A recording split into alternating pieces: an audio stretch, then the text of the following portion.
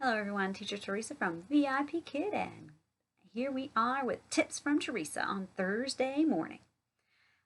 I've seen lots of teachers posting about issues with the the PC app, and actually I face a lot of those same problems. Uh, Teachers are complaining about sound not connecting, video not connecting, the wheels just spinning, the classroom not loading. The issues that I've been facing are error 504, bad gateway, and Vipkid always wants to say it's the teacher's network. I personally do not think it has anything to do with our network because I also teach for outschool.com and I have no problems teaching on that platform. My son video chats on his Amazon Fire. I can Skype with people with no problems. Our internet connection always shows that it's strong, stable, and high. So I don't think it's us. I think it's the PC app. And actually, at the first time the 504 error occurred, I was actually able to communicate with the firemen through the web browser at the same time as I was not able to do anything in the PC app. I was able to browse the web. I was able to use Google, Facebook, whatever. I just could not enter any classrooms or do anything. The only thing I could do was send screenshots. That was the only button that worked in the PC app at the time. So they told me to uninstall and reinstall the app. If I need to uninstall and reinstall, it seems incredibly unlikely that it has anything to do with my system. It has something to do with your app. And we also have issues with the Lingo Bus app. Sometimes will suddenly say that there's no internet connection, even though there is.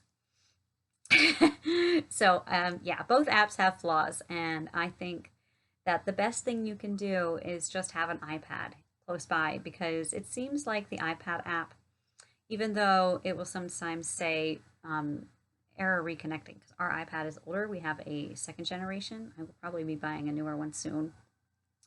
Other than that, it'll suddenly refresh, but there aren't as many problems with it as there are with the Vipkid PC app. So I highly recommend getting an iPad as your backup device. Now, that said, I have the PC app on 3 computers and I have errors with it on all 3. I have noticed that sometimes if it won't load on one computer, it'll load on the next one. So if you don't want to buy an iPad right now, but you also have a desktop and a laptop, you could keep both logged into your account and then try Classroom in the other device and see if it loads on that one when it won't load on the other one. But for me, I've seen issues in all 3 of those computers. So that wasn't a viable solution for me, but somebody else out there is welcome to try it. I've also heard some teachers have put the PC app on the Microsoft Surface. So if you have a computer and a Surface, you could try seeing if the app runs better for you on Surface than it does on your computer, and that might be an option as a backup device. But personally, I strongly recommend the iPad. And what I do is I keep it right by my desk, already logged in, and the screen will go dark after a while. I just keep hitting that home button so that it stays lit up, so that at a moment's notice I can hit that enter classroom button, and it only takes about 2 minutes for it to reload the classroom, and which is plenty of time considering you're only teaching for 25 minutes, but you have that extra 3 minutes at the end to make up the time that you lost. So if you're only losing 2 minutes because you're entering the new classroom on the iPad, you're still good to go. So that's what I've been doing. Anytime the classrooms or the app crashes or is not functioning, I just switch to the iPad quick. And I have not gotten any teacher ITs for switching to the iPad.